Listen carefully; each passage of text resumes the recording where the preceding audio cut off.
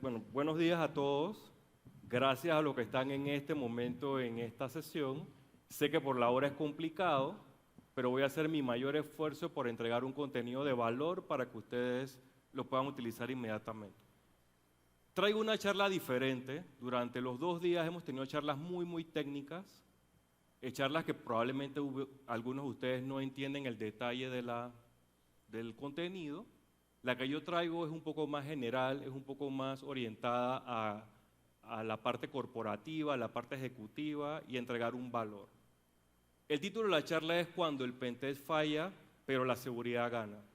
Y durante mucho tiempo pensamos que cuando un consultor hace una prueba de seguridad o un pentest, lo que necesita es encontrar una gran lista de vulnerabilidades, materiales o no. Pero realmente eso no es el propósito de hacer una prueba de seguridad. El propósito es recibir un insumo que yo pueda utilizar para hacer 3 cosas. Número 1, reducir mi superficie de ataque. Número 2, lograr reducir el riesgo de mi negocio. Y número 3, ser resiliente. Porque tenemos que tener la mentalidad de que cualquier empresa o cualquier persona puede ser comprometida. El secreto de esto es cómo hacemos para seguir operando después de la contingencia. Quiero tomar un minuto para hablar un poquito de mí. Yo tengo alrededor de 30 años de estar trabajando en temas de tecnología y principalmente lo que hago es ayudar a personas y a empresas a reducir su riesgo, a proteger sus activos digitales y entender que se puede hacer dinero de esto. Una empresa, cada dólar que pone en ciberseguridad, reduce su riesgo, permite ser operativa, pero también puedes hacer dinero con la inversión que hace en ciberseguridad. Y nosotros como personas podemos mejorar nuestra calidad de vida, generar una gran cantidad de ingresos en una carrera que es poco conocida desde el punto de vista empresario o de opciones de trabajo. Si alguien quiere conectar conmigo, ahí está mi QR, lo pueden escanear. Yo fundé una organización sin fines de lucro, de la cual voy a hablar ahorita, y tengo muchos años trabajando en este tema y tengo un podcast que se llama Impulso Cyber. Tengo un libro, ¿y por qué escribí este libro? Porque yo tengo alrededor de 10 años ayudando personas a ir a una entrevista y pasarla de forma exitosa. Y la mayoría de las personas que van a una entrevista la fallan. Y la fallan porque no hacen lo básico. En las entrevistas hay una forma de pasarlas y los secretos los compartí en el libro. Y para los que hagan preguntas, tengo 3 libros. Y estos libros están probados. Todos mis estudiantes que pasan por ahí exitosamente pueden pasar su entrevista técnica. La organización que yo represento se llama Fundación Comunidad Doyo y nosotros hacemos una sola cosa. Ayudamos a las personas a cambiar su vida de forma positiva por medio de la formación en ciberseguridad. En resumen, aprendes tecnología, aprendes ciberseguridad, consigues un trabajo y haces más dinero. Y lo hemos estado haciendo por 8 años. Un poquito de imagen de lo que estamos haciendo. Tenemos 3 conferencias como esta, la hacemos en enero, en julio y en noviembre. Una de seguridad, una de tecnología, una de machine learning. Hemos impactado a 30.000 personas en Latinoamérica, operamos en 10 países y tenemos todo lo que ven ahí en la imagen. O sea, nosotros somos una organización que está dispuesta a apoyar. Estas fechas son importantes para mí. He venido 4 veces a San José. La primera vez vine como jugador de voleibol de la selección de Panamá, vine aquí a jugar. Segunda vez vine como consultor, programaba en algo que se llama FoxPro. Tercera vez vine a tomar un curso de continuidad de negocios aquí en San José. Y la cuarta vez estoy aquí como facilitador. Entonces hay una relación importante con San José porque he logrado venir en diferentes momentos de mi vida. Seguro los que trabajamos en tecnología conocemos esta serie. Para que no se aburran, ¿quién ha visto Big Bang Theory? Mano arriba. Sí, ¿no? Y la razón por qué puse esa imagen es porque Penny, que es la chica rubia, no sabe de física, pero ella sabe tratar al ser humano. Ella entiende mejor a los físicos que ellos mismos, porque ella tiene un superpoder, ella es un ser humano. Y en este mundo de la tecnología y la ciberseguridad, donde cada vez somos más dependientes de ella, la gente que realmente le va bien es la gente que tiene la capacidad de conectar con el humano, con el jefe, con el compañero, con el cliente. Esas personas que tienen ese don que tiene Penny son las personas que realmente van a tener un éxito en esta carrera. Por lo que vi ayer y hoy, son pocas las personas en la audiencia que han hecho un pentest, que han activamente hecho un pentest o han participado como cliente o como auditado. Y esto es importante porque la definición de pentest es muy sencilla. Lo que tú tratas es de simular lo que haría un cibercriminal para comprometer tu organización en tres cosas: cómo robo datos, cómo afecto que los sistemas sigan operando y cómo de alguna forma destruyo la reputación de la empresa. Entonces yo hago un pentest para lograr evitar que un cibercriminal me haga esas cosas. Pero desde el punto de vista de la organización, porque yo quiero separar tres áreas. Está el que hace el pentest, que generalmente solo quiere romper algo y la parte técnica y la diversión y lo hice. Pero realmente eso no es importante.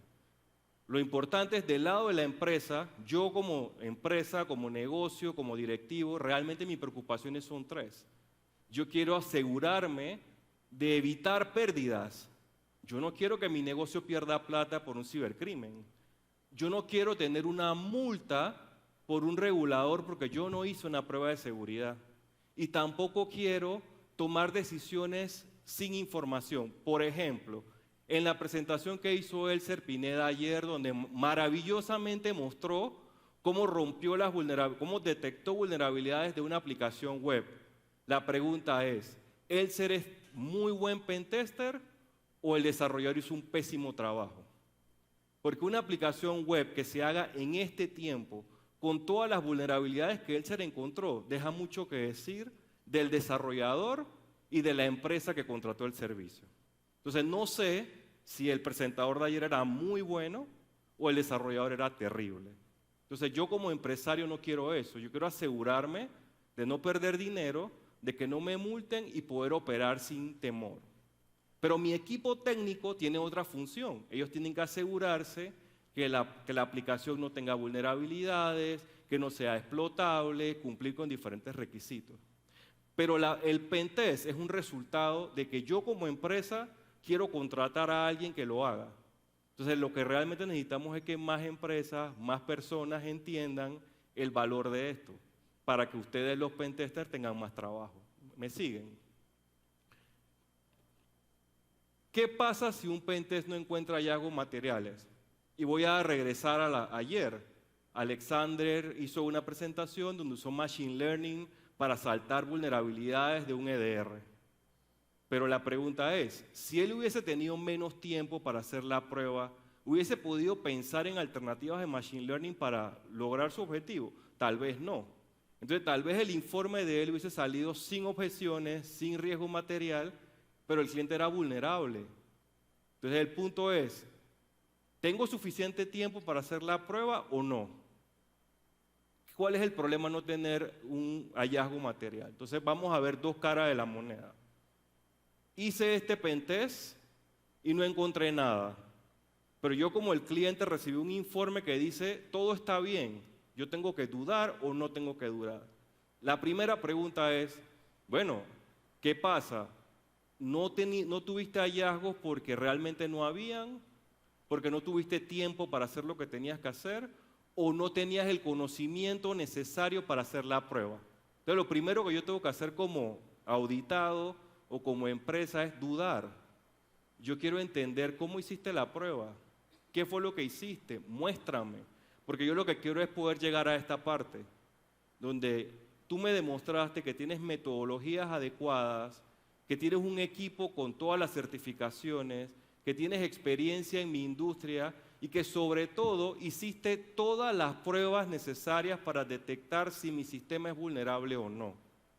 Y no que yo soy vulnerable porque mi desarrollo fue débil.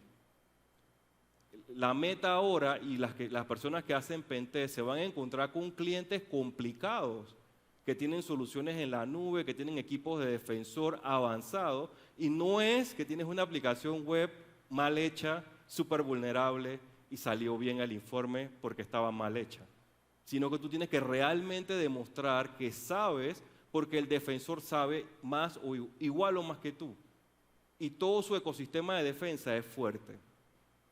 Entonces yo quiero contar esto con una historia que yo tuve la dicha de ser parte de un equipo, porque parte de lo que yo hago es ayudar a latinoamericanos a conseguir trabajo en Estados Unidos o en Europa de forma remota.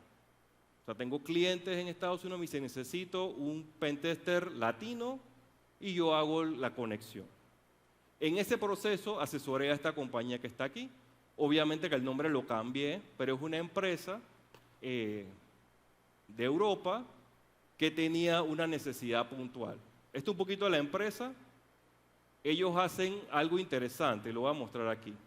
Sus clientes son estos tres, multinacionales. ¿Qué significa tener clientes multinacionales? Que tienes que cumplir con exigencias regulatorias grandes. Todas estas empresas, Uber, Google, EY, etcétera, te piden que tú tengas algo que se llama el Vendor Assessment. Es una auditoría que te hacen para ver cómo tú proteges sus datos. Tienen conglomerados familiares. En Latinoamérica eso es muy común.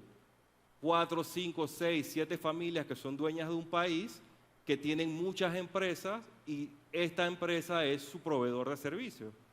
Y también trabajan con gobiernos, pero no trabajan con cualquier gobierno, trabajan con empresas privadas y públicas donde les dan asesoría. ¿En qué los asesoran? ¿Y por qué estoy contando esto? Porque algo que veo mal en los pentesters es que no entienden la industria a la cual van a hacer un pentest. Simplemente les dicen, haz un pentest y empiezan a trabajar.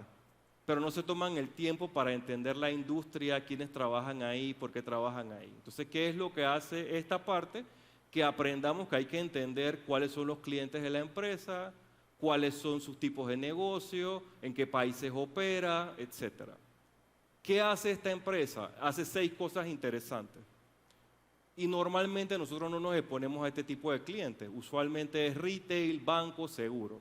Esta empresa hace fusiones y adquisiciones, o sea, ayuda a empresas a unirse, a que una compre otra, hace evaluaciones de empresas, hace estudios de factibilidad, hace inversiones de capital y asesoría estratégica. Es una empresa que está a un nivel alto en valor. O sea, es una empresa que tiene clientes muy grandes, con necesidades financieras grandes y un capital grande. O sea, plata no es un problema en esta empresa. Voy a explicar cuáles son los problemas. Tiene 300 y pico de colaboradores que operan en los países que están aquí. Es una empresa global, los ejecutivos se mueven entre países, la gente de tecnología tiene que atender horarios 24 horas, etc. ¿Qué pasó? En el año 2020 ellos tuvieron un ciberataque. Ese ciberataque los dejó fuera de operaciones 4 días. Imagínense por un momento una empresa que sus clientes son grandes multinacionales, millonarios del mundo y gobierno, que por 4 días no podían saber si iban a levantarse o no, o si habían perdido información o no, o si podían recuperar la información. Eso fue un momento de crisis. Fue una situación compleja, pero hoy día la empresa opera. Y esto es el mensaje que yo quiero transmitir. El pentest lo que tiene que ayudarme a que yo sepa si yo me puedo levantar de un desastre o no. No sacarme un informe de cosas que están mal. ¿Qué fue lo que pasó? Los primeros días fueron duros. 4 días no podíamos operar, brechas por todos lados, 0 controles, todo salía mal, quejas de los clientes. ¿Qué desafíos tenía la junta directiva? Y fíjense que yo hago referencia a junta directiva y no a la persona de tecnología ni a la persona de seguridad. Cada día es más relevante que las juntas directivas se están empoderando del tema tecnológico y del tema de ciberseguridad. Porque el riesgo número 1 que tiene cualquier empresa es ciberseguridad. No es crédito, no es persona, nada de eso. El principal riesgo que tienen las empresas es que un ciberataque te puede dejar permanentemente sin operar. Así que las juntas directivas están diciendo, espérate, este es un problema que yo tengo que enfrentar. ¿Qué desafíos tenía? Presión de los clientes. Empezaron a llamar y decir, entonces, perdiste datos, ¿cómo hacemos? Y mi plata y el contrato. Entonces, presión fuerte por parte de sus clientes, que vuelvo y digo, no son cualquier cliente. Gobiernos, multinacionales, empresas familiares. Presión regulatoria. Como es una empresa regulada que opera en diferentes países, tiene un valor agregado, que tiene varios reguladores diferentes. La Unión Europea tiene sus reguladores, Estados Unidos tiene su regulador, Latinoamérica tiene su regulador. Y todos esos reguladores, ¿qué quieren hacer contigo? Multarte. Multas, multas, multas, multas. ¿Tienen problemas de visibilidad? No sé en cuánto tiempo nos vamos a recuperar, no lo sé. No sé si los backups van a funcionar. No sé si el cibercriminal tiene la base de datos, tiene la lista de clientes y la está vendiendo, no lo sé. Hay una incertidumbre enorme durante ese periodo de desastre. Y se dieron cuenta que tenían un serio problema de dependencia de terceros. Sistemas operados por un proveedor que ellos no tenían control de la recuperación y estaban 100% dependientes de que la empresa pudiera recuperar. Y creo que el problema más grande que ellos tenían como empresa era la falta de cultura de ciberseguridad. Los ejecutivos estaban totalmente desconectados, eso no era un problema de ellos. Los colaboradores no se entrenaban en seguridad. El vector de ataque fue que les mandaron un correo típico en francés, la empresa operaba en español, le hicieron clic al archivo, se le bajó el malware, lo cifró y fue un tema grave. Y no había presupuesto. Y yo mencioné que el dinero no era un problema. La empresa tiene los recursos suficientes, pero no los había destinado a ciberseguridad porque no era una prioridad para la empresa, ejecutivos y junta directiva. Avanzando en el tiempo, 5 años después, la empresa logró llegar a un nivel de resiliencia donde redujo su superficie de ataque, redujo su nivel de riesgo y está segura que en la mayoría de los posibles ataques que pueda recibir, su capacidad de salir adelante es alta. Parte de lo que tenemos que buscar es resiliencia. Las empresas pueden ser víctimas de un cibercrimen o un ciberataque, sí. La pregunta es, ¿mi empresa se puede recuperar después del ciberataque o no? Ese es el nuevo desafío que tenemos los que dirigimos seguridad. ¿Cómo sabemos que la empresa es resiliente? Porque la empresa en los últimos meses ha hecho las cosas que tengo en la imagen. Pasó 10 auditorías de forma satisfactoria. Estos clientes que tenían la preocupación de que habían perdido sus datos o que el sistema no estaba operando, le dijeron, espérate un momentito, yo te voy a mandar mis auditores para validar que tus controles de seguridad son suficientemente buenos para evitar pérdida de información, afectación de servicio, etc. Y tuvieron que pasar por 10 auditorías de sus principales clientes. Segundo, revisiones regulatorias. Como tuvieron la filtración, los reguladores no solo preguntan cómo cuidas los datos de los clientes, sino demuéstrame. Y los reguladores también vinieron en sitio a hacer auditorías. Contrataron a 2 consultoras para que les hicieran evaluaciones independientes, las cuales salieron bien, y hacen pentest durante todo el año controlado. No hacemos un pentest al año porque lo obliga un regulador, no hacemos eso. Hacemos pentest durante todo el año en diferentes momentos porque un pentest es una fotografía del momento. Un pentest es como ir a hacerte un examen de salud.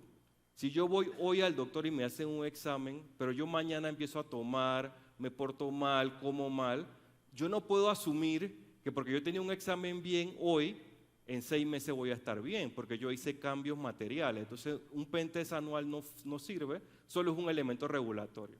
Lo que hay que hacer es un pentest continuo. Entonces, esta empresa entendió y lo hace. ¿Cómo lo hicieron? Y tal vez esto es algo que ustedes puedan usar en sus empresas y los que todavía no tienen una posición de liderazgo, piénsenlo para cuando la tengan. Que algo que también quiero transmitir es, sí, la parte técnica es súper chévere. Usar Kali Linux y usar TryHackMe, eso está chévere. Pero eso al final del camino no te sirve porque eso no es sostenible en el tiempo. La tecnología va cambiando tan rápido que ese conocimiento se pierde, pero el conocimiento que siempre queda es uno transferible. Poder hablar bien, poder hacer una presentación, tener pensamiento creativo. Esta parte que casi no hacemos es la que realmente vale en el mundo corporativo. Y vamos a ver cómo. Lo primero que hicimos en el equipo donde yo estaba, que estamos asesorando a esta empresa, fue preguntar quiénes son los miembros de la junta directiva. Usualmente son personas mayores que saben del negocio, pero no saben tecnología, no saben ciberseguridad. Ok, ¿qué tal si incorporamos en su junta directiva directores independientes que sepan de tecnología, sepan de transformación digital, sepan de ciberseguridad? La empresa dijo, bueno, dale, vamos a hacerlo. Y ese video, que lo pueden buscar en YouTube, ese señor que aparece ahí es el fundador y ejecutivo principal de CrowdStrike. Estoy seguro que todos conocen CrowdStrike. Es esta empresa de ciberseguridad líder en el mercado. Él dio una charla en RCA, es una conferencia que se hace todos los años en San Francisco, donde reúne a las principales empresas de ciberseguridad y a los principales ejecutivos del mundo. Y en ese evento él hizo una presentación de por qué una junta directiva tiene que tener miembros con habilidades técnicas, inteligencia artificial y ciberseguridad. Los invito a verlo, el video es súper bueno. Y, por ejemplo, una persona como yo, más de 50 años, ¿por qué no puedo ser miembro independiente de una junta directiva? Si tengo la experiencia, tengo el conocimiento, así que hay una oportunidad de trabajo ahí. Entonces los invito a ver el video. Entonces lo primero que hicimos, tienes que poner 2. Agrega 2 directores independientes a tu junta directiva que sepan lo que aparece ahí. Que tengan una visión estratégica, que entiendan cómo funciona el mundo, que sepan de ciberseguridad y sepan de inteligencia artificial. Eso fue lo primero que hizo la empresa. Lo segundo, oye, tú no tienes un SOC. ¿Cómo así? ¿Qué pasa cuando ustedes, el personal de tecnología, se va a las 5 de la tarde, día de semana? De 5 a 8 de la mañana. Nadie monitorea. ¿Qué pasa con los fines de semana? ¿Qué pasa en el almuerzo? ¿Qué pasa cuando la gente de tecnología o de ciberseguridad va a un evento como este? ¿Qué pasa cuando están en una reunión? ¿Quién está mirando tu tecnología? Nadie. Logramos convencer a la empresa que hacía todo el sentido del mundo poner un equipo 24/7 tercerizado que monitoreara su infraestructura.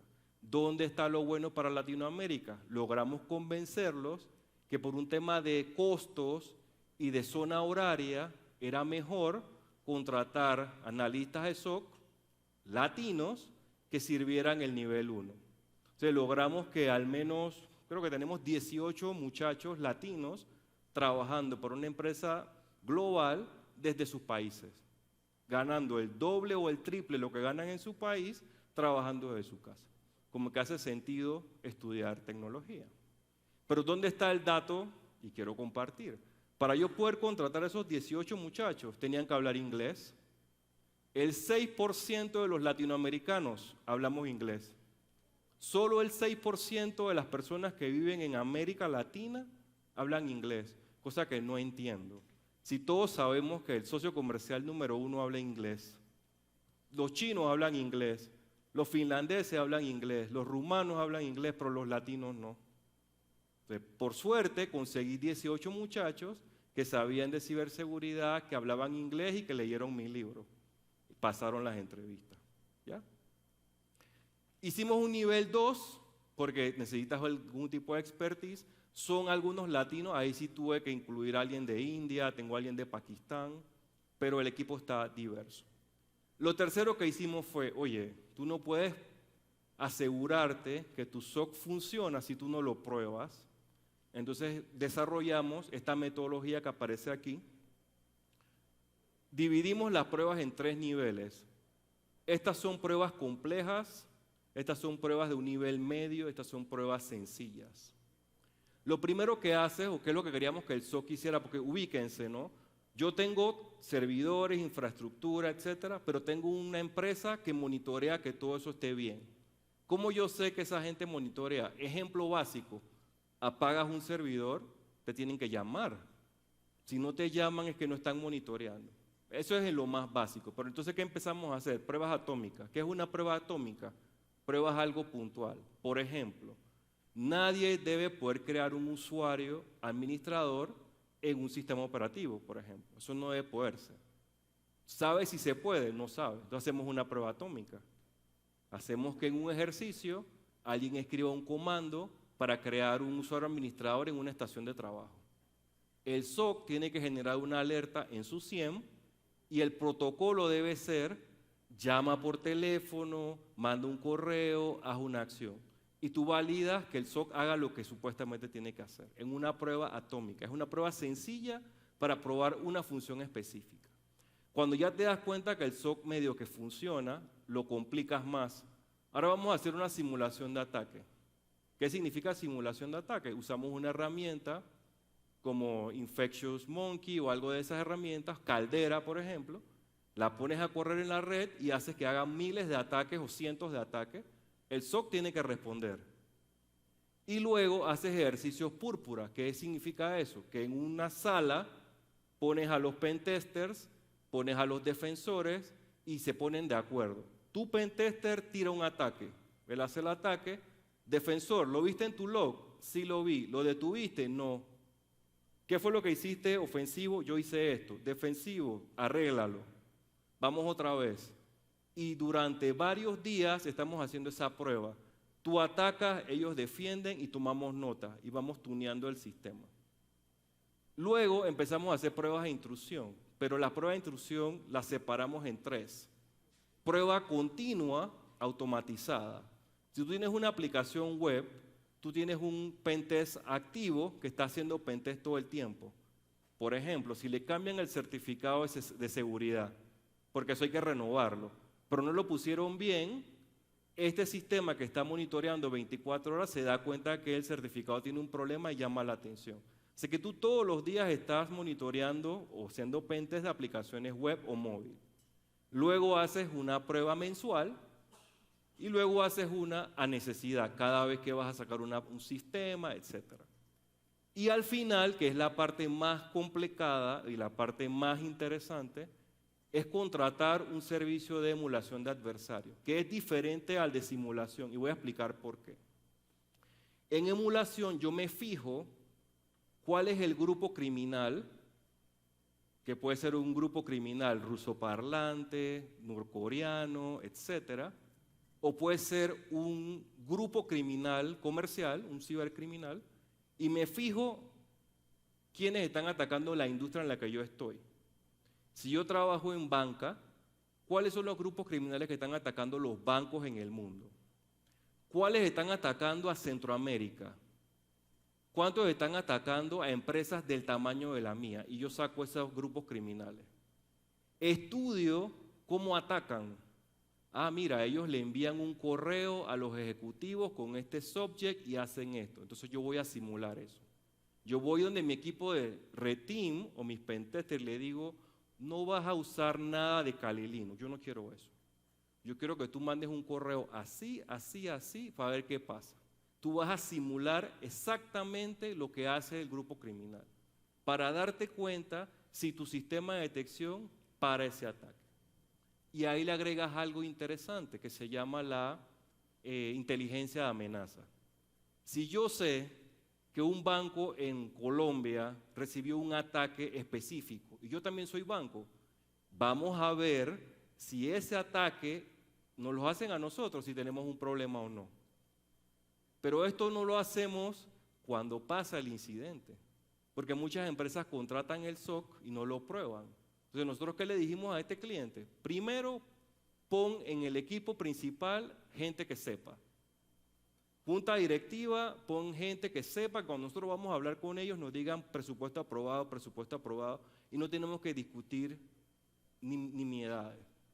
Si la junta directiva sabe lo que yo estoy diciendo, cuando yo le digo el SOC hay que ponerlo, me van a decir aprobado. Si ellos no saben, hay que convencerlos. Si tú tienes miembros de la junta directiva que entienden esto, pasa fácil. Pon el SOC, porque tú tienes que dormir, tiene que haber alguien monitoreando. Y luego haz estos ejercicios para probarlo. ¿Es complicado? No, solo tienen que seguir estos pasos que yo les di. Ok, después, ¿qué hicimos? Hicimos obligatorio que todos los ejecutivos fueran al entrenamiento de ciberseguridad y se lo conectamos con el bono. ¿Usted quiere recibir dinero a fin de año? Bueno, usted tiene que ir a las capacitaciones, usted tiene que trabajar en análisis de riesgo, usted. Ya va conectado con su evaluación. Otra cosa que hicimos, todo lo que estaba en tierra, que se podía subir a la nube, lo subimos a la nube. Y no es porque la nube sea más segura, esa no es la razón. La nube es más resiliente, la nube es más escalable. Ejemplo, si yo tengo un sistema de facturación en mi oficina, ese sistema depende de mí.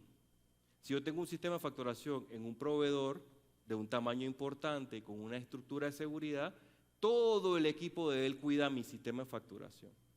Si yo tengo un correo electrónico en mi oficina, soy responsable del correo electrónico. Si yo le doy ese correo electrónico a Microsoft o a Google o al que sea, ellos son responsables de que eso funcione. Entonces mi riesgo se compensa. Entonces, en una operación de tanto dinero era más lógico, carga todo eso en la nube y concéntrate en las cosas que realmente hacen sentido. Entonces logramos convencer a la empresa de que transicionara sus aplicaciones más críticas a la nube. Y fue fácil porque lo primero que hicimos fue poner en la junta directiva gente que sabía de tecnología y sabía que la nube no era más segura, pero era más resiliente. Les conté que tenían clientes multinacionales y estos clientes empezaron a decir, señor empresa, yo quiero saber cómo usted cuida mis datos. Aquí va un cuestionario de 400 preguntas. Usted hace backup, tiene pentest, tiene antivirus, tiene. Imagínate hacer eso 10 veces, o 20 veces, o 30 veces. Eso no tiene sentido. Hoy día, tú puedes obtener una certificación que se llama SOC tipo 1 o SOC tipo 2. Contratas a un auditor externo, te hacen una sola auditoría y te dan un informe. Cuando tu cliente te dice, ¿cómo tú cuidas mis datos? Tú le dices, aquí está mi informe. Te evitas 400 preguntas tantas veces y solo lo haces una vez. Hay dos tipos de reporte, SOC tipo 1, SOC tipo 2. El tipo 1 es a una fecha en específico. Te vienen a auditar hoy y emiten un informe de tu postura de seguridad hoy. En el tipo 2 te auditan por varios meses y te dan un informe anual. O sea, esto vale el año completo. ¿Cuál es el detalle para ustedes? Tal vez algunos de ustedes no son muy técnicos. No entendieron la charla de Rommel, de los satélites, no lo entendí. Pero si tú eres bueno hablando, redactando, eres bueno haciendo rompecabezas, eres bueno cocinando, tú tienes unas habilidades que me sirven para que tú hagas este trabajo. Hagas auditoría tipo 2, emitas los informes y hagas un dinero ahí. Mensaje, no todo en ciberseguridad es Hack the Box. Eso es así del negocio. El negocio es gestión. ¿Qué más hicimos? Pero es que tú tienes un negocio que tú quieres decirle a los clientes de high ticket, o sea, que pagan bastante, que tú haces todo lo posible por proteger sus datos. ¿Y cómo lo haces? Una certificación ISO. Y la certificación ISO tiene dos partes. Haces una auditoría donde tú tienes que alinearte a los controles que dice ISO, tienes una empresa que te acompaña y cuando ya te sientes bien, contratas un certificador que evalúa tus controles y te emite un informe como el que está aquí.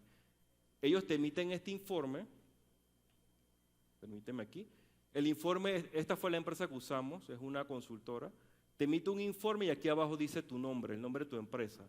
Este informe tú se lo mandas al cliente o lo pones en tu website, en la parte de abajo, o en las propuestas, le pones, somos una empresa certificada ISO 27000.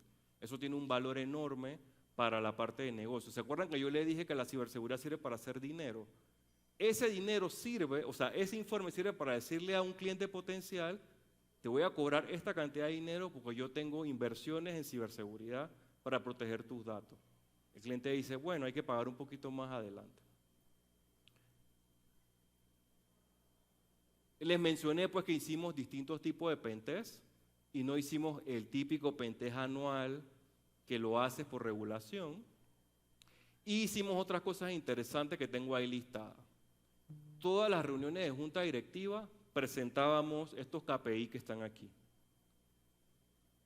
Cuántas máquinas teníamos sin parche, cuántas máquinas teníamos obsoletas, cuántas veces llegó un correo que era malicioso y el sistema lo detectó, etc.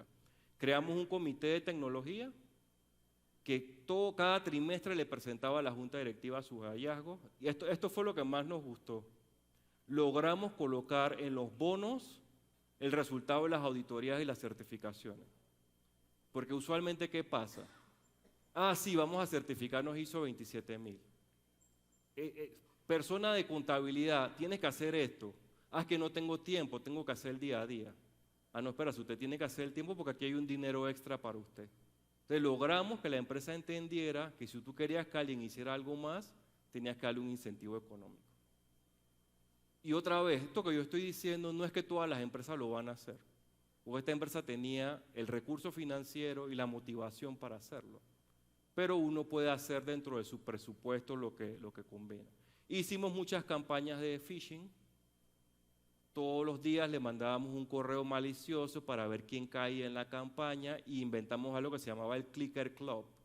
Toda persona que caía en la campaña la invitábamos a una capacitación y se tenía un tablero con la gente que había caído. Como tú no querías caer ahí, la gente era muy cuidadosa con los correos. En resumen, sí, esta empresa tuvo una situación de desastre en el 2020. 4 días sin operar, algunos clientes se fueron, otros se molestaron, recibieron multa, todo eso estuvo terrible, pero sirvió de lección. Y ellos lograron hacer lo que está aquí. Voy a echar para atrás un segundo. Lograron aprender del desastre y fortalecer su capacidad de respuesta. Porque otra vez, tú puedes ser atacado, el problema es te puedes recuperar. A ti te puede dar un resfriado, el problema te vas a recuperar. Te puede dar COVID, la pregunta es, ¿te vas a recuperar? Esa es la pregunta de hoy. Los cibercrímenes están, los ciberataques están, pero ¿tú te puedes recuperar? Esa es la pregunta. Ausencia de hallazgos materiales no equivale a estar seguro. Ellos hicieron pentest antes y salían bien. ¿Era que el pentester no sabía? ¿Era que no tenía suficiente tiempo? ¿Era que el alcance estaba mal? No lo sé, no estaba en ese momento. La resiliencia se mide en adaptación y mejora continua. Y esto lo ves mucho en los aviones. Cuando un avión tiene un accidente, buscan la caja negra, investigan qué fue lo que pasó y hacen un protocolo. Y usualmente el avión nunca más se cae por ese problema. El avión se cae por un nuevo problema. Entonces, ese es el secreto aquí. O sea, van a haber problemas. Lo importante es detectarlo, corregirlo y seguir operando y que eso no vuelva a pasar. Y un tropiezo puede convertirse en un motor de transformación. Ellos tuvieron una pérdida significativa, hicimos las correcciones, 5 años después, es una empresa resiliente y cuidado que hasta ejemplo de cómo gestionar ciberseguridad y no cómo hacer un pentest. Entonces, con esto yo completo mi exposición. Y solo quiero hacer una presentación final, recordarles, esta es mi organización, Fundación Comunidad Doyo. Nosotros cambiamos vida de forma positiva por medio de la formación en ciberseguridad. Nos pueden seguir en nuestras redes sociales como @comunidaddoyo. Entonces, si alguien tiene una pregunta, tengo 3 libros que los pueden ayudar a conseguir su próximo empleo. Gracias por su tiempo. Démosle un fuerte aplauso a Eduardo. ¿Preguntas antes de irnos a almorzar? 1, 2. Usted es la que estaba grabando ilegalmente. Ya la publicamos en redes y todo. Ahora revisan el Instagram. Sí, muy buenas. Quisiera tal vez como pregunta, pero también como consejo. Ahora que usted está hablando sobre, digamos, sí, Latinoamérica tiene muchas empresas que normalmente son familiares. Eso hace de que, digamos que a veces hasta prescinda de juntas directivas. Hay un asunto también de que, por ejemplo, ya se ve que el gerente está en otro tipo de negocios, Sí. ya se desaparece, que es el dueño de la empresa, quedan gerentes administrativos que al rato hasta tienen otro rol adicional. Y al mismo tiempo son socios de la empresa. Entonces, ahora que usted estaba diciendo, digamos, cómo darle incentivos a las juntas directivas, a los ejecutivos, para que realmente puedan hacer un cambio. ¿Qué se puede lograr hacer en empresas de este tipo, más bien, donde no hay una junta directiva? Sí. Y también como que, digo, obviamente está, por ser socios, están ganando bien, ¿verdad? ¿Cómo convencerlos de que podamos hacer esa implementación de SOC, por ejemplo? No sé, y también inversiones. Sí, Ajá. te sigo. Sí. Y gracias por tu comentario. Tal cual como dije en la presentación, todo lo que yo conté es de una empresa que tiene una situación especial. No es la típica empresa latina, pero he trabajado con otras empresas familiares y lo que he visto es que los clientes son los que presionan a la empresa. El cliente le dice, oye, yo he notado que tú no tienes MFA en tu correo. ¿Por qué? O yo he notado que yo recibo mucho phishing con tu correo. Entonces el cliente presiona a la empresa, oye, tienes que mejorar tu ciberseguridad. Entonces tal vez es un tema de esperar que este grupo de ejecutivos vaya pasando y los nuevos ejecutivos van a venir con una nueva conciencia y el mismo cliente y la industria va a hacer que esas empresas cambien. Pero otra vez, lo que yo conté es una empresa especial, súper regulada y con presupuestos altos. Tengo otra pregunta por aquí. Hola, bueno, primero decirte que me encanta tu visión de Dojo y felicidades. Son dos preguntas. La primera es, ¿cuál sería como el kit inicial para una empresa, hablemos de pyme, o sea, que es muy pequeña, que es lo que más hay aquí en Latinoamérica, para que entiendan que esto se tiene que hacer?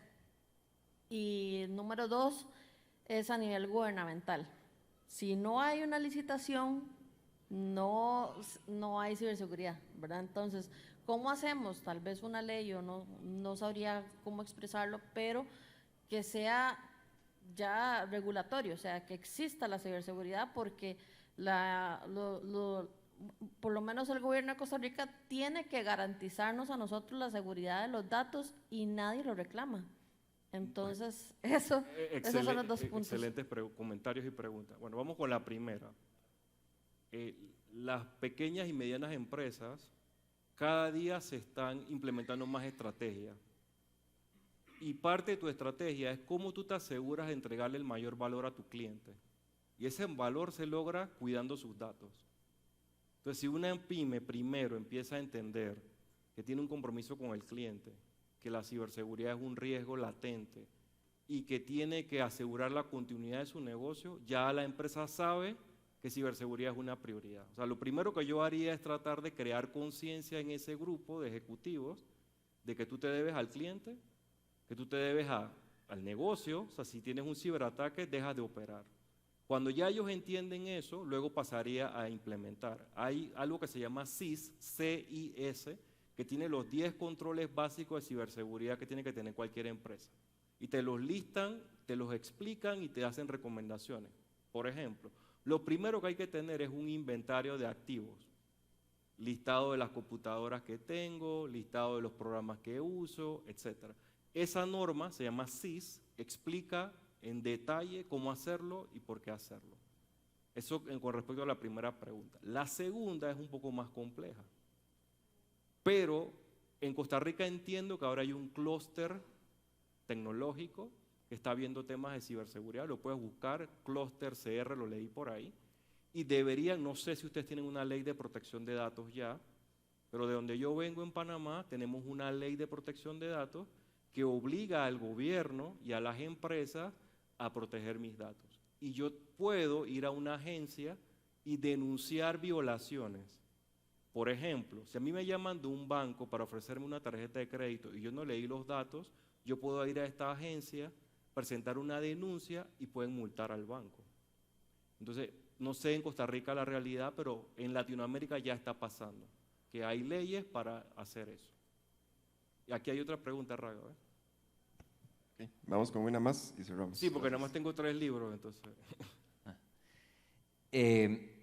Cuando se trata de presentarle al cliente el contexto específico, bueno, no es una pregunta, es un comentario. muchas veces el financiero tiene demasiado poder.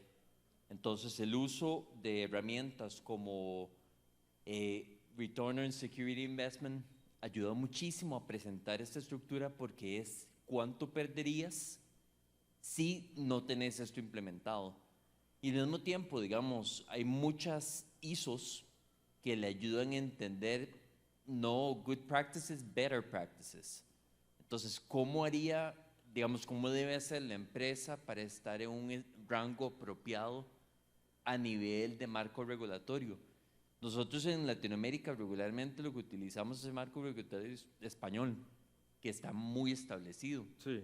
Entonces ahí es donde nos apoyamos un montón, pero creo yo que a nivel de empresa pequeña, tal vez nos puedes ayudar un poquito a entender cómo podemos ofrecer un servicio nosotros como a nivel de ciberseguridad que sea aplicable.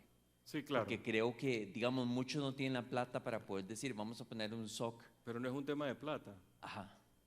Te lo voy a poner con algo que me dijo un vicepresidente de un banco recientemente. El riesgo de crédito es fácil. Si yo le presto dinero a una persona, el mayor riesgo es que no me pague. Pero si yo tengo una falla de ciberseguridad, un ataque, puedo quedar sin negocio.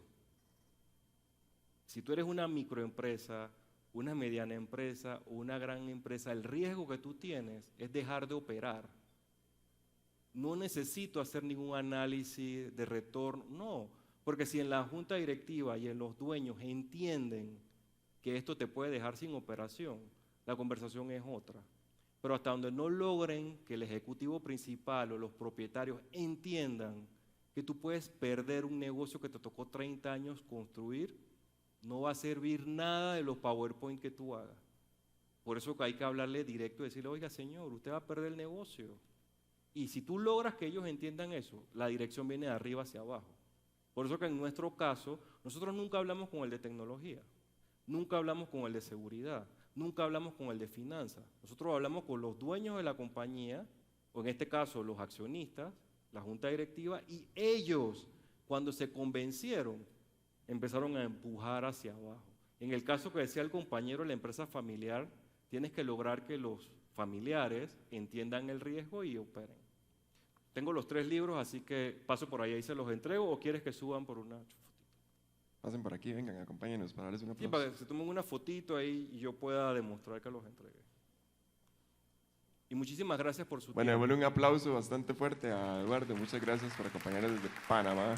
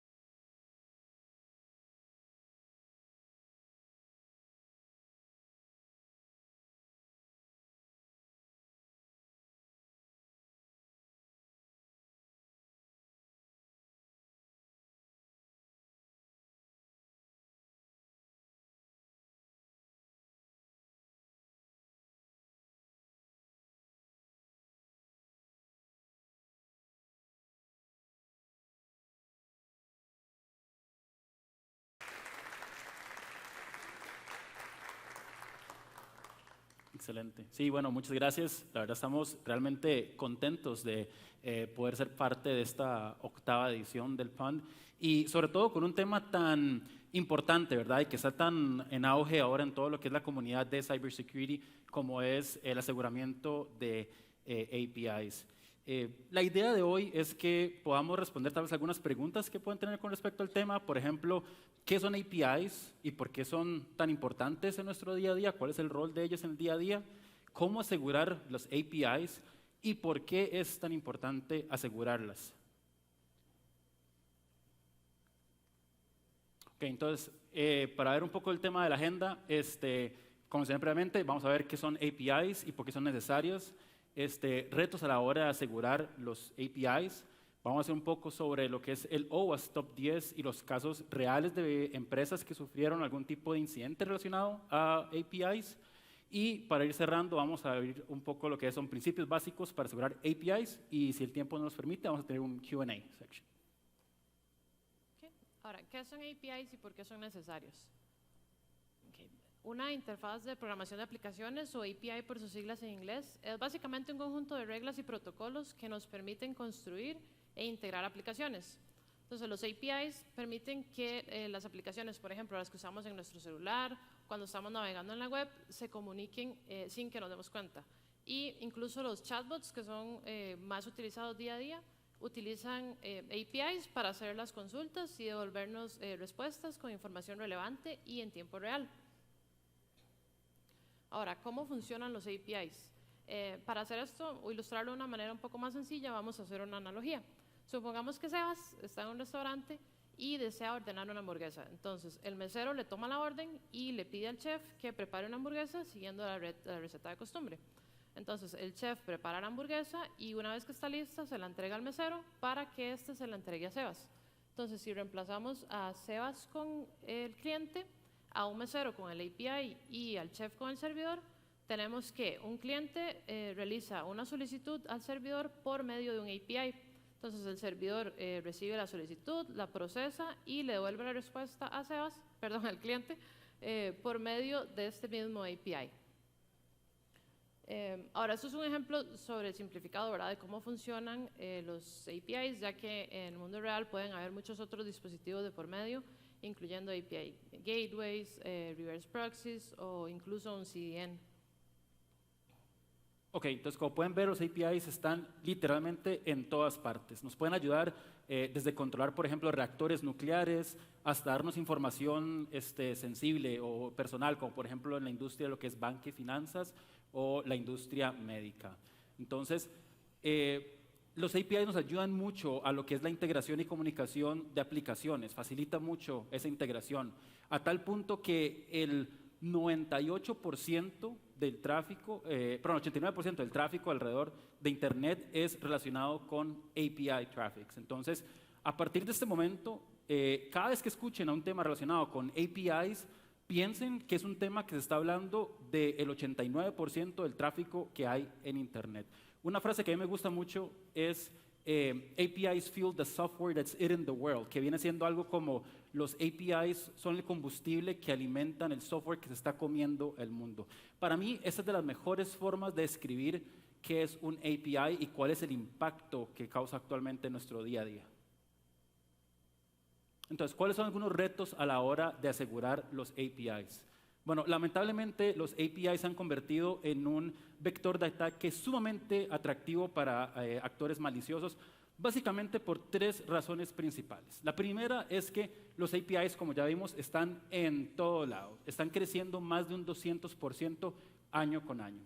Segundo es que los APIs cambian constantemente, alrededor del 28% de los desarrolladores afirman hacer implementaciones a producción por lo menos una vez por semana en todo lo que es relacionado a APIs. Y la tercera es que son relativamente fáciles de vulnerar o explotar. Alrededor del 76% de las empresas han dicho que han sufrido algún tipo de incidente relacionado con vulnerabilidades de API en el último año.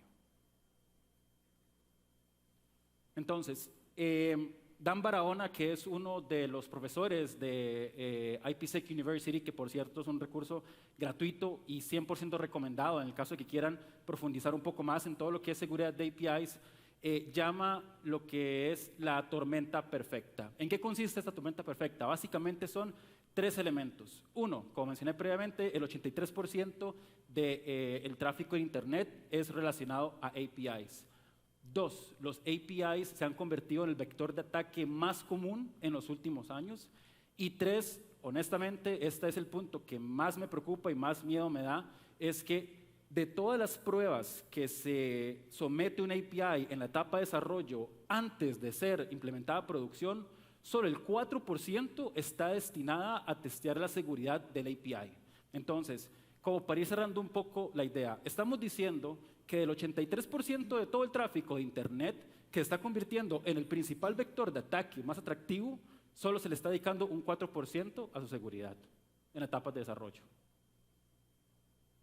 Ahora, a nivel de impactos, digamos, monetario, vemos que en promedio lo que cuesta solventar algún tipo de incidente relacionado a API, incluyendo, no sé, downtime, algún tipo de multas, gastos legales, remediación del software.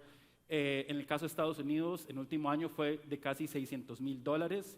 En el caso de UK fueron 420,000 libras y en el caso de Alemania fueron 403,000 euros. Como pueden ver, no son incidentes baratos de solucionar.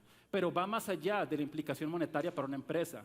El 27% de las empresas afectadas confirmaron que el equipo o el departamento que sufrió la vulnerabilidad ha estado, digamos, sometido bajo mucho estrés o eso causó demasiado estrés en el departamento. El 23.8% dice que sufrió una pérdida de confianza y reputación en el mercado entre sus clientes y el 24.1% dice que ha experimentado una pérdida significativa en la productividad. Entonces, como podemos ver, las implicaciones de un ataque API no solamente a nivel de costos, sino va más allá a valores casi que intangibles, como por lo que es, digamos, la reputación que tal vez una empresa le tomó décadas construir en el mercado. Entonces, ¿cuál es el problema? Se supone que tenemos más de 50 años de desarrollo en todo lo que es historia de ciberseguridad, ¿cierto? Entonces, ¿por qué los APIs vienen y generan tanto problema? Se supone que tenemos un gran legado de historial a nivel de lo que es desarrollo en ciberseguridad. De hecho, veamos un poco la evolución de ciberseguridad en los últimos 50 años. En el 71 se crea el primer malware que se llamaba The Creeper Program. Fue inventado por Bob Thomas. Básicamente en esta etapa nos dimos cuenta que se puede crear un programa el cual es capaz de replicarse por sí mismo sin ningún tipo de intervención humana, digamos, a lo largo o a través de sistemas.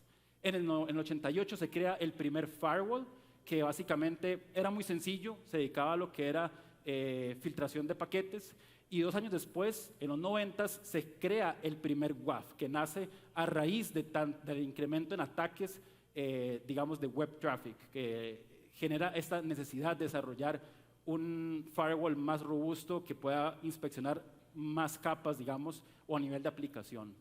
En el 2001 se funda el OWASP, que más adelante vamos a ver qué es OWASP y cuál es su filosofía, y no fue hasta hace 6 años que el OWASP saca su top 10 enfocado en API Security. Entonces la pregunta es, ¿no deberíamos tener eso resuelto a esas alturas de la vida? O sea, ¿cómo es posible que después de 50 años y desde los 90 tenemos un WAF, ¿por qué hasta hace 6 años tenemos un top 10 que se enfoca en APIs y son, digamos, están en nuestro día a día?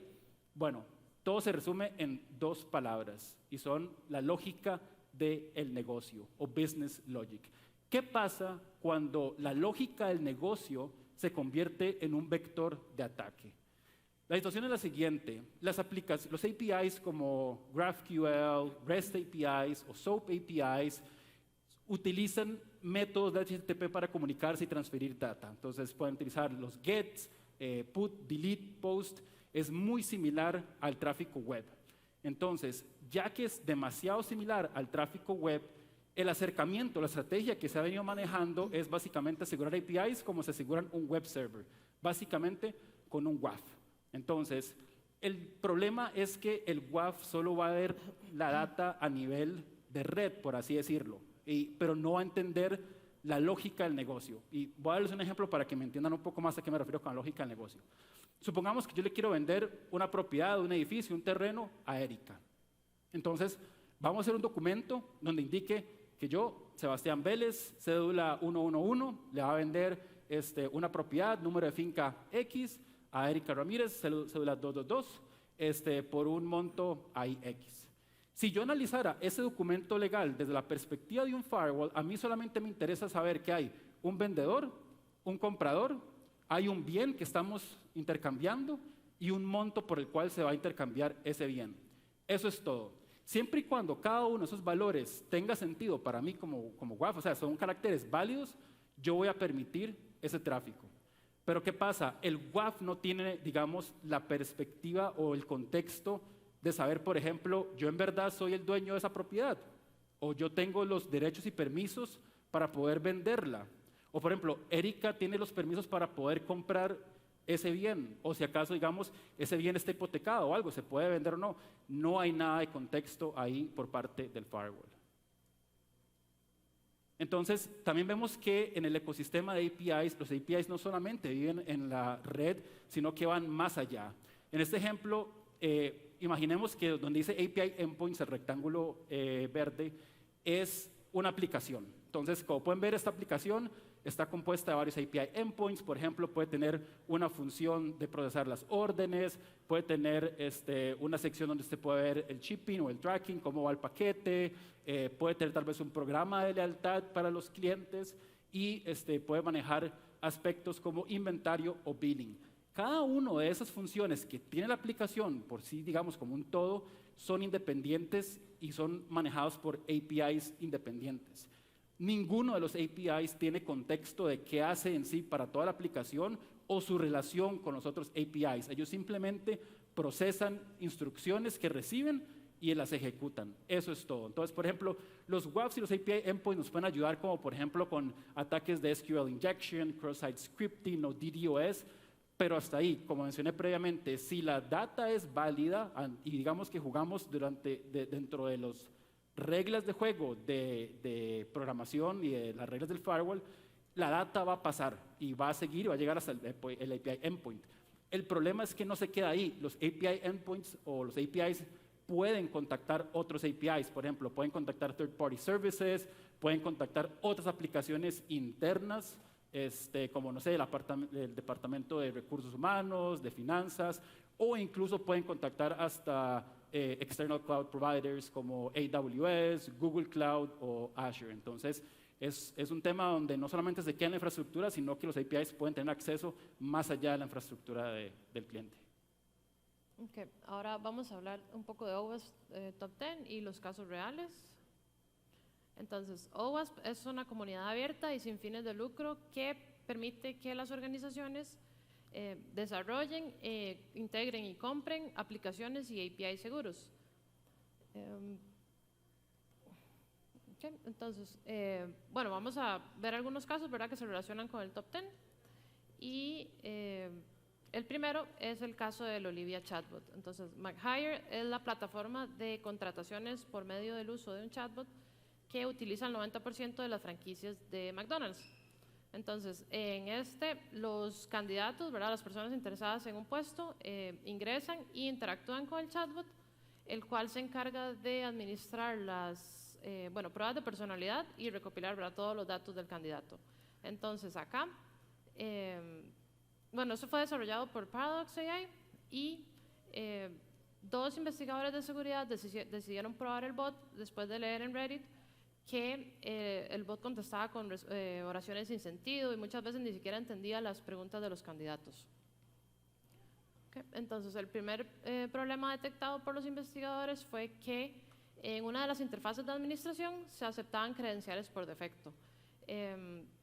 Los administradores de los sucursales de McDonald's, ¿verdad?, cada vez que querían ver las aplicaciones de los candidatos, debían ingresar al sitio mchire.com/login y aunque el sitio intentaba forzar el uso del single sign-on, En la parte de abajo había un link que permitía a los empleados de Paradox AI, ¿verdad?, que son los desarrolladores del bot, entrar a un sitio de pruebas.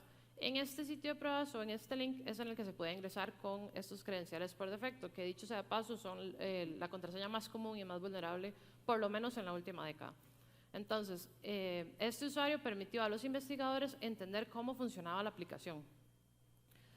Y luego el segundo problema que detectaron fue que teniendo conversaciones ya con el bot, inspeccionando las solicitudes que se enviaban, notaron que este valor de acá, el lead ID, si lo reemplazan por otro valor, podían ver conversaciones de otras personas. Entonces, básicamente podían ver las conversaciones de cualquier persona que haya aplicado un puesto McDonald's. Y entre los datos que se devolvían estaba el nombre, dirección, teléfono. Se incluía también el estado, ¿verdad?, de la solicitud de empleo, así como los horarios que esa persona prefería trabajar. Y también tenían acceso a un Authorization Token, que esto les permitía ingresar al portal del consumidor impersonando, ¿verdad?, a este otro usuario. Entonces, entre las vulnerabilidades explotadas, ¿verdad?, y aquí es relacionándolo con el OWASP Top 10 de APIs, bueno, tenemos que primero lograron explotar Bola, ya que los atacantes lograron obtener información personal de otros usuarios sin ningún tipo de verificación. Luego, la número 2, Broken Authentication, ya que se estaba usando unos credenciales por defecto con una contraseña poco segura. Y por último, Improper Inventory Management, porque había un API que debería ser interno expuesto al público. Okay. El segundo caso es de la aplicación móvil de Volkswagen. En esta, un investigador de seguridad se compra un carro de segunda y ya llega a su casa, ¿verdad?, quiere usar la aplicación móvil, entonces debe ingresar el VIN del carro, que este lo puede sacar ya sea del parabrisas o de alguna otra parte del carro, y un OTP de 4 dígitos. Entonces él pensaba, ¿verdad?, que esto iba a ser muy sencillo, pero al ser un carro de segunda, estos OTPs o one-time passcodes se le estaban enviando al dueño anterior. Entonces, lo que hizo fue contactar al vendedor del carro, a ver si le daban la información de contacto de este dueño anterior. Y sí le dieron la información, pero no logró comunicarse con la persona. Entonces, ahí es cuando el investigador decide empezar a probar números aleatorios de 4 dígitos para ver si lograba, ¿verdad?, adivinar cuál era este OTP. Y bueno, no tuvo suerte, pero sí se dio cuenta que después de unos 10 o 15 intentos, el sistema no lo estaba bloqueando y le permitía seguir haciendo intentos. Entonces fue cuando decidió crear un script para probar todas las posibles combinaciones de 4 dígitos y en segundos, ¿verdad?, ya tuvo la respuesta de cuál era el OTP correcto y ya pudo ingresar a la aplicación. Pero ya una vez que estuvo en la aplicación, también decidió seguir inspeccionando todas estas solicitudes y ahí pudo ver que habían llamadas de API que estaban, bueno, entre otras cosas, ¿verdad? No, por ejemplo, podía hacer solicitudes que únicamente con el BIN le devolvían todos los detalles de mantenimiento del carro, la información del dueño, igual con correos, direcciones, le daba incluso información de pago del carro y luego habían otras solicitudes que también estaban devolviendo hasta el nivel académico de un cliente y el número de licencia también. Entonces, pues había muy pocas validaciones, ¿verdad? Ahora, entre las vulnerabilidades explotadas en este caso tenemos Bola, al igual que en el de McDonald's, ya que se mostraba información basada en un BIN sin ninguna otra verificación. Luego tenemos Broken Authentication también, ya que usted puede ingresar a la aplicación únicamente con el BIN y un OTP de 4 dígitos, pero no había ningún tipo de rate limiting. Y BOPLA, ya que habían credenciales y datos sensibles expuestos sin ningún control de acceso. Okay. Entonces, ahora vamos a hablar un poco más a fondo de estas vulnerabilidades que lograron explotar. Por cuestiones del tiempo no podemos ver todo el top 10, pero vamos a enfocarnos en estas y cómo podemos prevenirlas.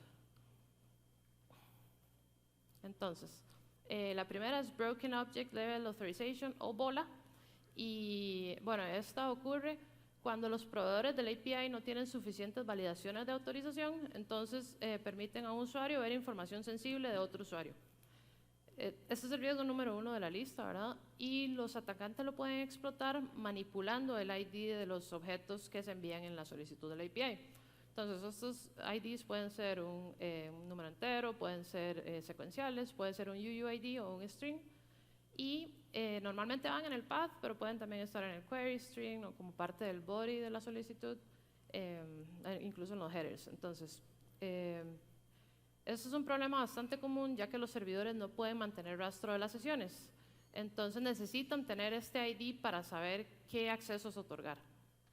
Y, pues bueno, ¿cuál sería el impacto, verdad? Si se logra explotar, podría haber filtración, pérdida o manipulación de datos, así como apropiación de cuentas. Ok, algunos tips o acciones que podemos tomar para prevenir bola son implementar técnicas de autorización con políticas de usuario consistentes, utilizar UIDs aleatorios y difíciles de adivinar para la identificación de los objetos del API y realizar pruebas de los APIs para identificar ese tipo de errores desde la etapa de desarrollo. Okay.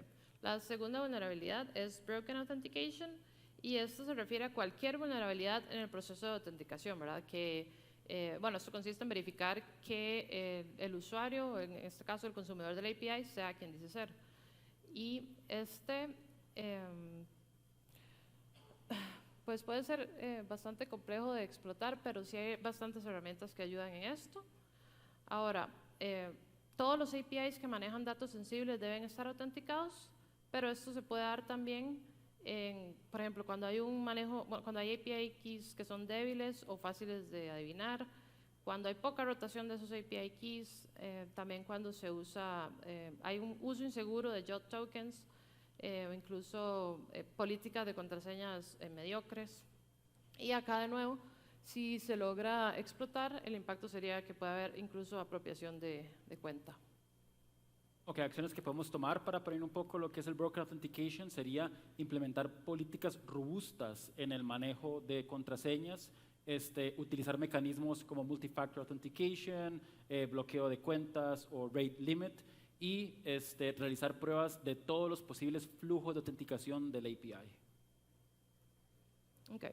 La tercera vulnerabilidad es Broken Object Property Level Authorization o OPLA. Y esto ocurre cuando el API devuelve más información de la necesaria para completar la solicitud. Y además de eso, permite modificar estos datos.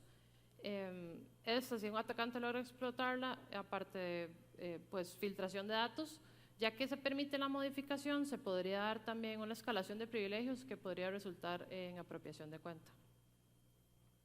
Y aspectos que nos pueden ayudar a la prevención serían entender qué nivel de información es necesario exponer, limitándose solamente a lo mínimo, o el least privilege, digamos, siguiendo esa filosofía, revisar las respuestas del API para asegurarse que se está enviando únicamente la información requerida y no exponer más información de la necesaria, y por último clasificar los datos y determinar qué nivel es necesario retornar. Okay. Bueno, la última vulnerabilidad que se logró explotar en estos ejemplos es Improper Inventory Management. Esto ocurre cuando exponemos un endpoint que es de non-prod QA o que ya no tiene soporte, y el problema acá es que estos normalmente no cuentan con el mismo nivel de seguridad que los de producción, ¿verdad? Entonces, si un atacante logra explotarlos, pues podría, y muchas veces también estos sistemas o ambientes están conectados a producción. Entonces, al tener menos seguridad, si un atacante logra vulnerarlo, ¿verdad? Podría haber filtración de datos sensibles, y también podrían darse otros ataques o vulnerabilidades como asignación masiva. Ok, acciones que nos pueden ayudar para para Improper Inventory Management sería tener un inventario completo con la documentación requerida de todos los APIs, tener el mismo nivel de seguridad en todos los ambientes de API y evitar la información de producción en otros ambientes. Ok, ahora vamos a ver un poco lo que son los principios básicos para asegurar APIs. Entonces, básicamente, a la hora de asegurar los APIs, nos vamos a guiar por 4 pilares. Está lo que es Discovery, Posture Management, Runtime Protection y Testing. Primero, empezamos con Discovery. ¿Qué es Discovery? Este pilar nos va a hablar solamente de lo que son el inventario de API activos, detección de cambios, mapeo de la red y reconnaissance. Entonces, no podemos empezar a asegurar lo que ni siquiera sabemos que tenemos. Primero tenemos que tener un inventario claro de todo lo que queremos asegurar. ¿Qué son las preguntas claves que nos pueden ayudar a determinar si estamos cumpliendo con este pilar? Bueno, muy fácil. ¿Cuántas APIs tenemos en la empresa? De todas las APIs que tenemos, ¿qué porcentaje maneja PII Data, por ejemplo? ¿Cómo estamos con el tema de las versiones de APIs? O sea, tenemos varias versiones de una API, están todas las versiones en producción, deberían estar todas las APIs, todas las versiones en producción o deberíamos de retirar algunas. Esas son algunas de las preguntas que nos pueden ayudar con lo que es el pilar de Discovery. Luego tenemos Posture Management. Posture Management básicamente es el control de la configuración, gestión de vulnerabilidades y también nos ayuda a crear una priorización de las correcciones. ¿Qué preguntas nos pueden ayudar para esto? Bueno, todas las APIs que manejan PII utilizan autenticación y autorización para compartir esa data. O todas las APIs que yo tengo que no tienen autenticación y autorización deberían ser así por diseño. Están bien, hay forma en que yo las pueda accesar desde el Internet. O qué porcentaje, digamos, de las APIs que yo acceso y son libres de accesar por Internet tienen algún tipo de autorización o seguridad. ¿Cómo está la postura de cada una de ellas?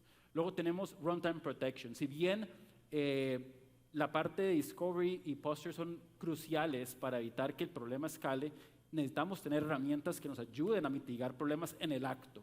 Entonces, de eso se encarga el pilar de Runtime Protection, lo que es detección y prevención de ataques y actividad sospechosa en tiempo real. Y por último, el cuarto pilar es el pilar de testing, que básicamente se encarga de lo que son pruebas de APIs en etapas de desarrollo.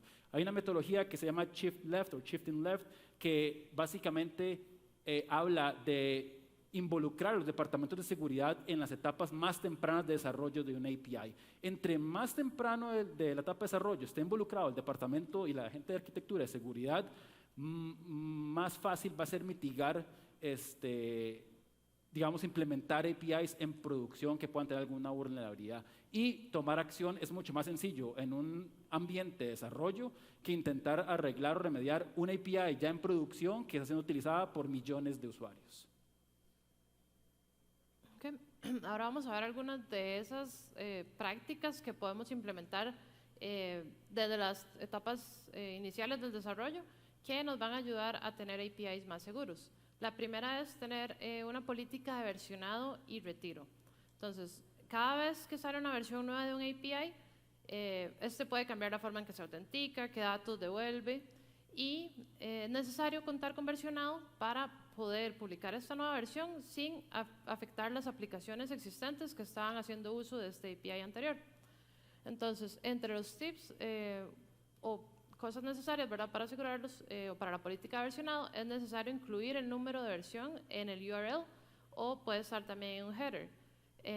Luego, debemos mantener el nivel de seguridad entre las versiones. No solo porque acabo de publicar una versión 2 que es más segura, voy a dejar desprotegida la versión 1, ¿verdad?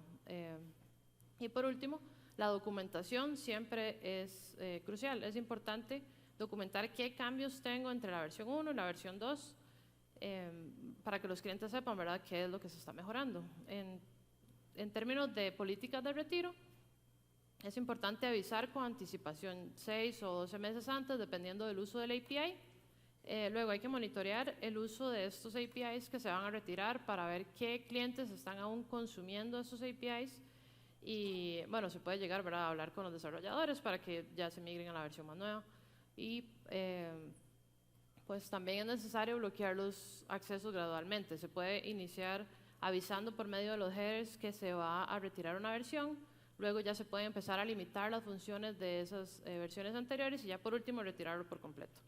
Y acá también es importante explicar en la documentación los riesgos de seguir utilizando una versión obsoleta. Ahora, autenticación y autorización. Con autenticación, la idea es verificar que alguien sea quien dice ser. En términos de APIs, queremos por lo menos autenticar al consumidor del API. Entonces, esto lo podemos lograr por medio de usuario y contraseña, aunque esto no es ideal, ¿verdad? Es como de las formas más débiles de hacerlo, pero sigue siendo válido. Luego, API Keys. El uso de auth tokens también ayuda, y ya si queremos tener una autenticación mutua, podemos usar certificados de MTLS. Ahora, con autorización, Con esto verificamos qué acciones tiene permitidas hacer un usuario que está previamente autenticado. Y esto se logra por medio de definiciones de métodos de control de acceso que pueden ser basados en roles, basados en atributos. También es importante enforzar esta autorización en el API, tanto a nivel de objeto como a nivel de función. Y siempre es importante utilizar mecanismos de seguridad como JOTS o OAuth. Okay. Rate limiting es otra práctica y esto consiste en limitar la cantidad de solicitudes que un cliente puede enviar. Ahora, para configurarlo, debemos setear un parámetro a contar, que puede ser el usuario, puede ser un token, puede ser un API key. También tenemos que definir la ventana, que puede ser fija o variable, y siempre hay que definirle la duración, ¿verdad? Ahora, podemos ser específicos, entonces podemos decir, ¿esto aplica a nivel global o queremos que aplique solo a nivel de un endpoint en específico? Y también se pueden hacer diferencias entre métodos. Esto ya va a depender de las necesidades de cada negocio, ¿verdad? La respuesta habitual es un 429, too many requests, y se envían ciertos headers con un mensaje específico para que el cliente entienda qué fue lo que ocurrió y qué es lo que tiene que hacer ahora. Entonces, en este ejemplo de acá podemos ver, un header, ¿verdad? Rate limit, donde indica que el límite eran 100, la ventana eran 60 segundos, y en este caso también le está indicando que le quedan 0 solicitudes y que puede volver, que este contador se va a resetear dentro de 60 segundos y también que puede intentarlo de nuevo dentro de 60 segundos. Acá se puede configurar un error un poco más descriptivo, pero eso ya también depende de las necesidades, y se pueden configurar excepciones si van a haber clientes que tienen permitido hacer más solicitudes. Ok, viendo un poco entonces el tema de soluciones avanzadas y para ir cerrando el tema, los WAF y los API gateways son necesarios e indispensables en cualquier infraestructura cuando hablamos en temas de seguridad. Sin embargo, no son suficientes cuando hablamos de lo que son vulnerabilidades de API security. Como pueden ver, por ejemplo, en el caso de los WAFs, la mayoría el aporte que hacen con respecto al OWASP Top 10 es ya sea mínima o parcial. El único es el número 4, por ejemplo, que es el Unrestricted Resource Consumption, que va a la mano con el Rate Limit. Pero cuando vemos el API Gateway es todavía más crítica la situación. Vemos que hay unos que el todo no cubre, por ejemplo, BOLA o Broken Authentication o el Broken Function Level Authorization, del todo no nos sirve. Y las demás son aportes mínimos o parciales. Entonces, si bien los WAFs y los API Gateways son fundamentales y cruciales para asegurar las infraestructuras, no dan abasto o no son suficientes para lo que es API Security. Hay que buscar un tipo de protección a nivel de APIs que nos ayude con todo esto de cuando la lógica del negocio es vulnerada. Y bueno, lecciones finales, básicamente los APIs lo impulsan todo, como pueden ver,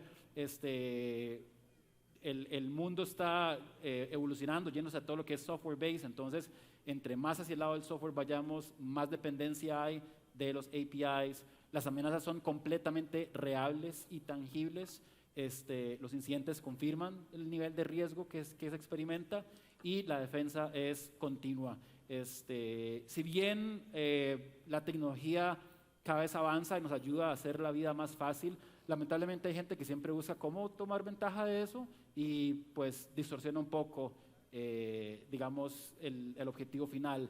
Entonces es algo que hay que estar constantemente encima, evolucionando, protegiendo, digamos, la infraestructura, y la colaboración es clave. Y bueno, queremos terminar con un llamado a la acción, que piensen que los APIs son como las puertas de su empresa y hay que protegerlas con la misma prioridad que la puerta principal de uno. Muchas gracias. Gracias.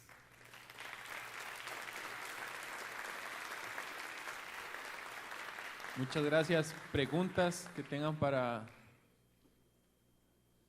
Yo no veo aquí. No veo.